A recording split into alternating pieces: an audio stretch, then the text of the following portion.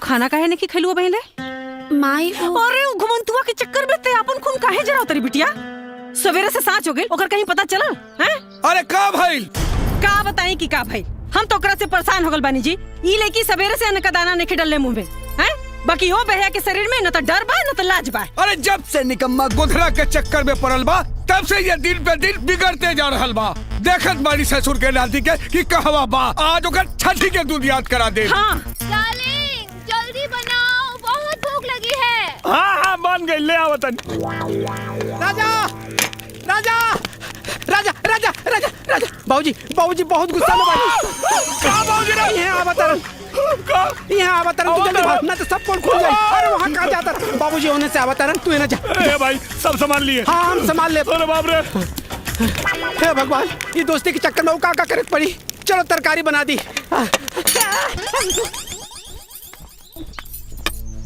कहाँ रहले हरे? हम तोहरा के खोजत खोजत हरा रहल बाड़ी। बहू कब आइल हई?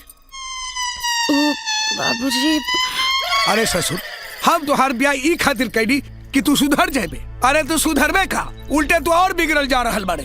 एक बात कान खोल के सुन ले राजा, अगर तोहरे कारण हमरा बहू के कुछो भइल तो तोहार हाथ गोर तोड़ के घर में बैठा दे। निकम्मा कही के दिमाग खराब करके रख देलस। अरे रमेश के भाई बिना मतलब डांटत रहे। पाव लगी भौजी। ओ अरे आलू पालक की सब्जी, ई सब्जी तो राजा के बहुत पसंद बा। और लाई ना लेके आई। हाँ हाँ सब्जी सब्जी लाई ना। ले आवा ना, इहो खा ले। हाँ ले आवा। करे तू यहाँ आके खाना खा रहा, तू यहाँ आके खाना खा रहा बाड़ा है? वहाँ मुंबई वाली भौजी पूरे गांव में खरमंडल नांदे जात रहली है। हाँ हम उनका के बड़ मुश्किल से मना के अब बाहर से दरवाजा में कुंडी लगा के आई नहीं है। तू जल्दी करा, नहीं तो सगरो खेला गड़बड़ हो जाए। ए भाई तनी जो न जाके संभाल भाई जो। हम कुछ ना कर सके नहीं, समझ ला। तू जाना तोहार काम जाने। हाँ हमरा के ऐसा लगा था कि तुम्हारी डबल ड्यूटी के चक्कर में एक दिन हमारी टट्टी निकल जाए। जल्दी आओ। ए सुन ना, ए गोदन, ए गोदना, ए गोदन। अब अभी ना खैले ही चल गिल देखा।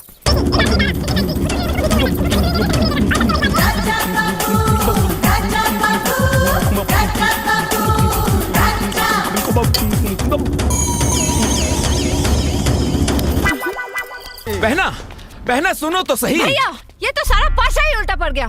सारी दौलत ले गई वो देहाती कुसुम और मेरे हिस्से में आया मिट्टी का ढेर जाहिल गंवार राजा। अब उसका क्या मैं अचार डालूं? बहना राजा साहिल गंवार जरूर है पर वो मिट्टी का ढेर नहीं है। अरे वो तो हमारे लिए बेरर चेक है बहना, बेरर चेक। एक बार अकाउंट में अमाउंट शिफ्ट होने की देरी है, फिर देखना उसे हाथों हाथ में जाकर कैश कर लूंगा। नहीं भैया मैं अभी जा रही हूँ और कह रही हूँ कि कुसुम को राजा दे दो और मुझे पैसे। बहना अरे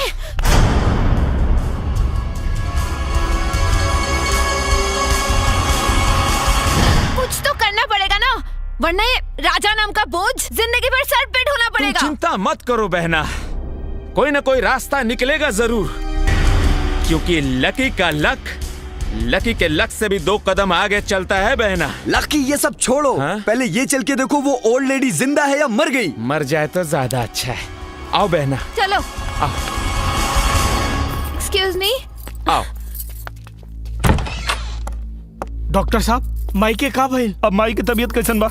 अब का हाल बा डॉक्टर साहब? देखा लोग उनकरा के बहुत बड़ा सदमा लागल है और राजा खास तौर पे तू ये बात के ध्यान में जरूर रखिया कि उनका दोबारा सदमा ना पहुंचे, वरना उनकर जान भी जा सकेला।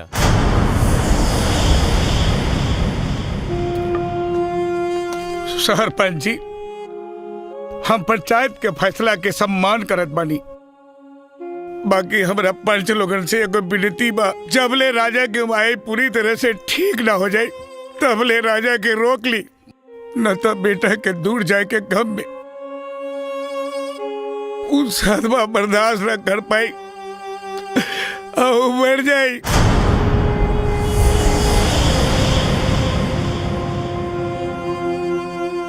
दीनदयाल जी सब पंचन के ई राय है कि जबले राजा के माई पूरी तरह ठीक नहीं हो जात तब तक राजा के एजे रहे के पड़ी। लेकिन हम बहना पर तब तक मैं कहाँ रहूंगी? इहो कोनो पूछे वाली बात है? अरे जहाँ राजा रही है वहाँ तू रह सकेलू का? दीनदयाल जी मंजूर बा ना? ठीक बा तो आई चली कागजी कार्रवाई पूरी कर लिहल जाओ। चले पंच लो। माई के लेके तू घर आ जाइया। ठीक बाबूजी।